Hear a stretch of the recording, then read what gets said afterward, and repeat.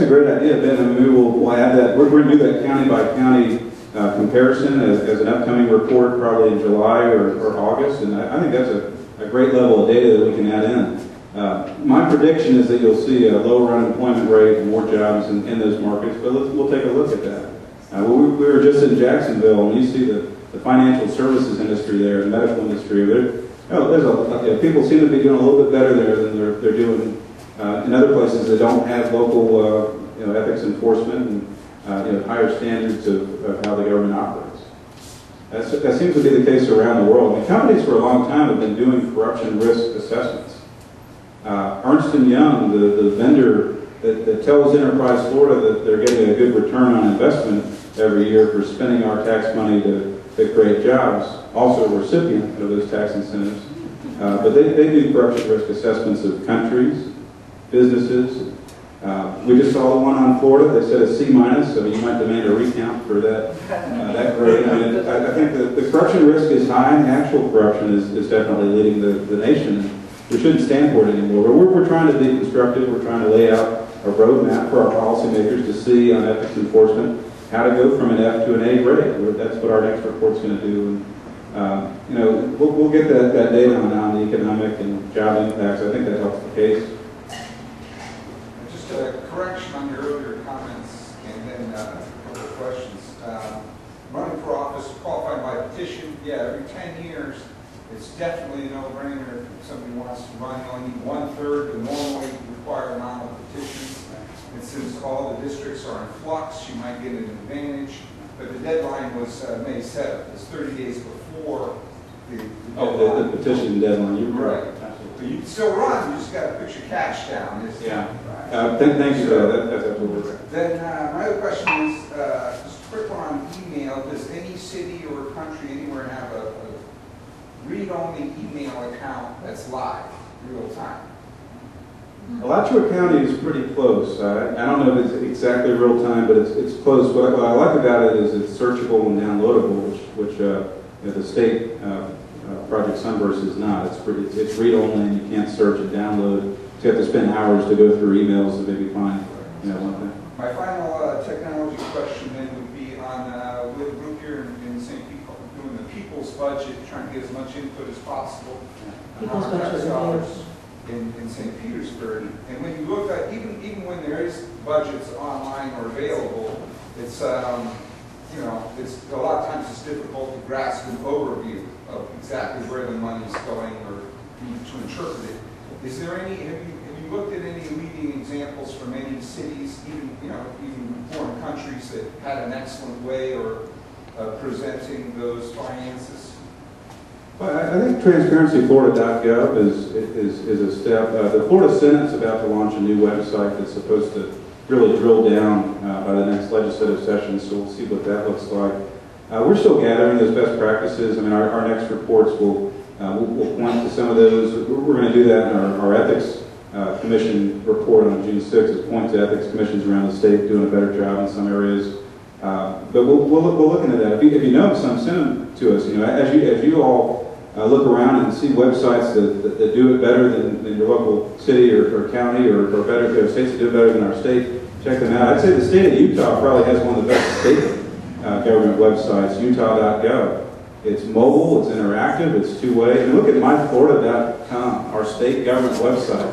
How embarrassing is that? I mean, it's really a dinosaur of a website. Florida's the 20th largest global economy. We're about to be the 3rd largest state. And our website looks like it was created right as the internet was created. California has a great government website.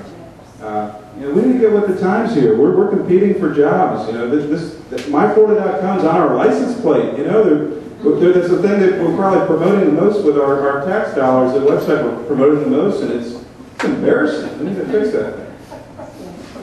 And Diane. Following up to Nancy's question, what would be your ideal definition of conflict of interest in terms of revamping a lot of the ethics commissions? Because I appear before a lot of commissions and city councils, and a lot of them only have pecuniary interest as the only conflict. So their brother, and this has happened to me, can appear before the commission and you can't recuse that commissioner. So what is your ideal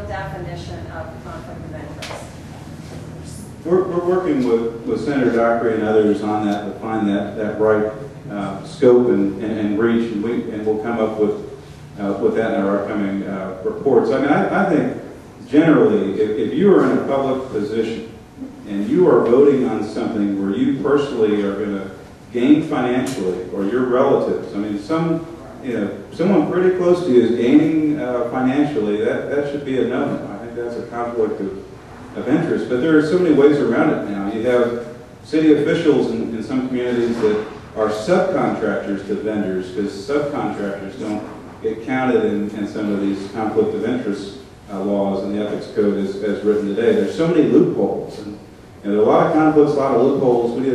We're still assessing all the different games that are being played. I mean, here's what we know. Our state senators have an average net worth of about $3 million, about $1 million in the state house. And about a third of our state legislature are millionaires. And there's nothing wrong with that. People ought to be successful. The challenge is a lot of them weren't millionaires when they got there. A lot of these folks are essentially a part of a permanent political class, a government class that are making their millions while in a public position. And the greatest way to get rich quick in this country is to run for office and get in and be a politician and sell out to the lobbyists and the funders, and that's unfortunate. So we need to figure out. I mean, that's where I think the line is crossed. I mean, you see in the state senate an average net worth increase of $800,000 from the time that our senators entered office to the most recent financial disclosure form. And that's where we need an ethics commission to take a look at that. And when these folks control the money and they know where the road's going to be built and they can buy the land up and then sell it at a profit, that's wrong. When these folks, I mean, right now you can be a legislator and a lobbyist at the same time. Senator Joyner works for a firm who lobbies the legislature. Now, she's one of the better ones. She discloses her conflicts more than others do. But we ought to ask, should that be? Should you pick one, legislator or lobbyist? Maybe we ought to, in the financial disclosure form, we're probably going to recommend some changes to that in our report on June 6th. Maybe they ought to disclose in the last year all their stock trades and all their property dealings. And let us research those and see if we can connect the dots to anything where their insider information, the insider trading that's going on at all levels of government, see if that's having an impact. Now that's a conflict of interest. When they, because of a public office, know something that we don't know and make money out of it, I think that's a conflict of interest. Thank you. And Diane, that's a great question, because I know the League is very concerned about even the appearance of the conflict of interest, because even when there's an appearance of a conflict of interest, people start to not engage because they start to feel like, oh, you've got to be related to someone or a friend or a neighbor of an elected official to get a fair shake around here, and that leads to apathy and disengagement.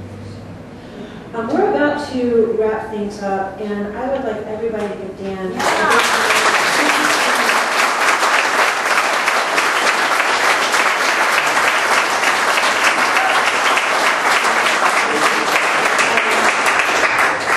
raise your hand if you would be interested in the coming few months or weeks for a follow-up event, hear more about the report that's coming up June 6th, and hear from some more people so that we can talk about continuing this dialogue.